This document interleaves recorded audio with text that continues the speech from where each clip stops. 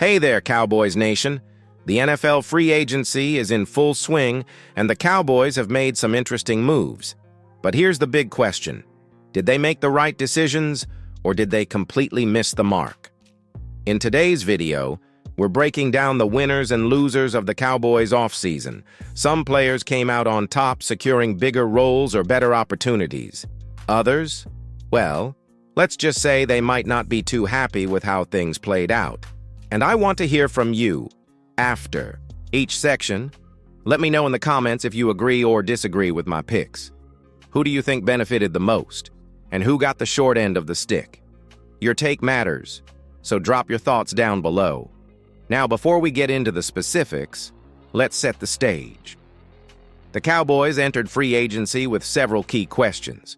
Would they make a big splash and bring in top-tier talent? Or would they take a more conservative approach, focusing on depth and internal development? So far, it's been a mix of both. Some players clearly gained from the team's decisions, while others might be feeling the pressure. And with around $40 million still available in cap space, Dallas might not be done just yet. So, let's dive in. First up, the winners of the Cowboys free agency. Who came out on top? Let's break it all down. When free agency rolls around, some players find themselves in a much better situation than before.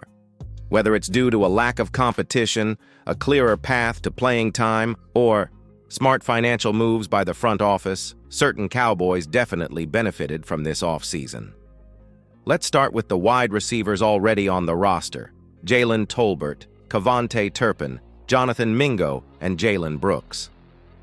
Dallas chose not to bring in a big-name receiver in free agency, which means these guys now have a golden opportunity to prove themselves. Tolbert, in particular, could step into a much bigger role, while Turpin might finally see more offensive snaps instead of just being limited to special teams. Do you think the Cowboys should have gone after a veteran receiver, or are you happy with this group? Let me know in the comments. Now, let's talk about the offensive line. Tyler Guyton and Terrence Steele were two players many thought could face serious competition. But instead, the Cowboys kept things steady. Steele remains locked in as a key piece at right tackle, while Guyton, a promising young talent, looks set to develop into a future starter. The team's confidence in them speaks volumes. But do you trust this O-line to hold up for a full season? Vote down below, yes or no. Another winner? Quarterback Will Grier. With Cooper Rush and Trey Lance no longer on the roster, Grier has suddenly moved up the depth chart. Right now, he's the clear QB2 behind Dak Prescott, at least until the Cowboys make another move. But do you think Dallas should bring in a veteran backup, or should they roll with Grier? Sound off in the comments. On the defensive side, one name that stands out is Israel Mukuamu. With the Cowboys making minimal additions at cornerback, Mukuamu has a real shot at securing the nickel corner role full-time. This is a huge opportunity for him to prove he belongs in the starting lineup. Do you think he's ready for that role, or should the Cowboys have added more competition? And finally, one of the biggest winners isn't even a player. It's the Cowboys' salary cap situation. Despite making a few moves, Dallas still has around $40 million in cap space. That means they're in a great position to add talent before the season starts. Will Jerry Jones make a splash move before Week 1? That remains to be seen. Now, I want to hear from you. Who do you think was the biggest winner of this free agency? Drop your answer in the comments. Next up, we shift our focus to the other side of the equation, the players who lost out in free agency. Some guys are in a tough spot, and a few could be fighting for their jobs. Let's get into it. Not every player comes out of free agency in a better situation. While some benefit from the moves or lack of moves the front office makes, others find themselves pushed down the depth chart or even fighting for a roster spot. Let's start with the Cowboys' overall approach to free agency. Dallas went after big names like Brandon Stevens, Dre Greenlaw, and Charvarius Ward, but they struck out on all of them. The front office clearly had a plan to strengthen key areas, but failing to land impact players left some holes on this roster. Do you think the Cowboys should have been more aggressive, or were they right to hold back? Let me know in the comments. Now, let's talk about linebackers Jabril Cox and DeMarvion Overshown. A few months ago, both players looked like future contributors in Dallas.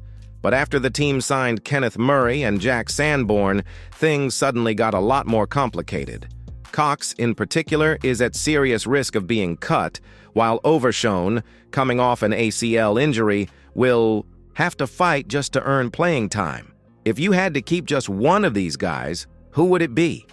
Vote below. Cox or Overshown, another player in trouble? Deuce Vaughn.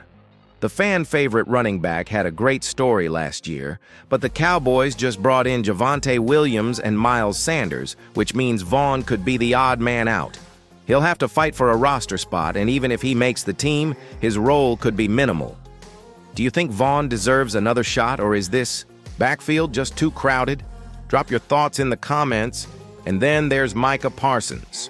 Now, don't get me wrong, Parsons is still one of the best defensive players in the NFL, but the Cowboys didn't get his contract extension done when they had the chance, and that could end up costing them big time. The longer they wait, the more expensive this deal will be.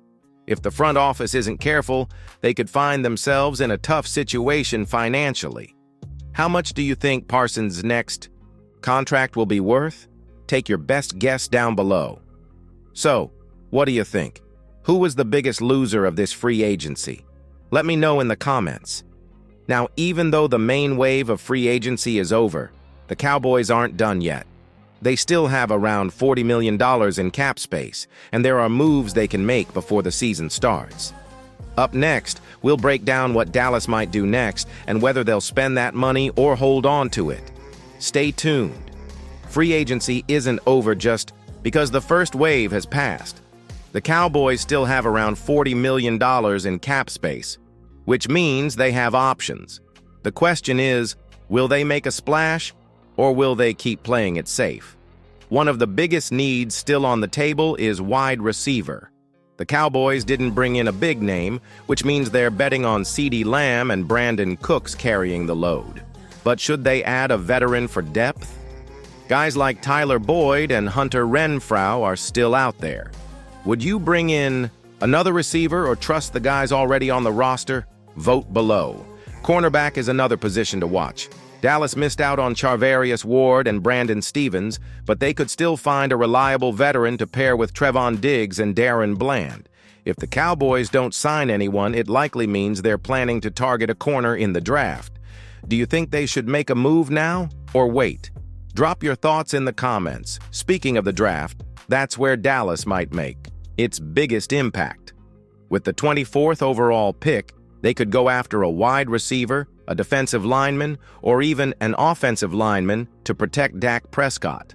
The draft strategy will tell us a lot about how the Cowboys view their roster. If you were in charge, what position would you target in the first round? Let me know below. Beyond free agency and the draft, training camp will be the next big test. There are still battles to be won and roster spots up for grabs. And with cuts coming before the season starts, some unexpected names could be on the way out. Keep an eye on how the roster shapes up over the next few months. So, what's your prediction? Will the Cowboys spend big before the season, or are they saving that cap space for the future? Let me know in the comments. And coming up next, we'll wrap things up with a quick recap and a look ahead at what's next for Dallas. Stay tuned. All right, Cowboys Nation, let's wrap this up. We broke down the biggest winners and losers of free agency, looked at what Dallas has done so far and what might still be coming. Some players benefited from the moves or lack of moves the front office made, while others saw their roles shrink or their futures put in doubt. But now, I want to hear from you one last time. Overall, do you think the Cowboys' free agency has been a success or a failure?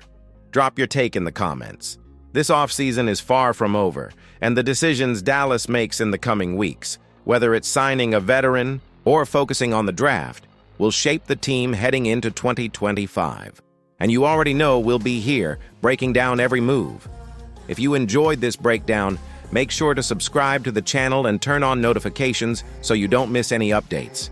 We've got more content coming your way, including a deep dive into the Cowboys' potential draft targets, so stay tuned for that. That's it for now, but the conversation isn't over. Keep the debate going in the comments, and I'll see you in the next one. Go Cowboys!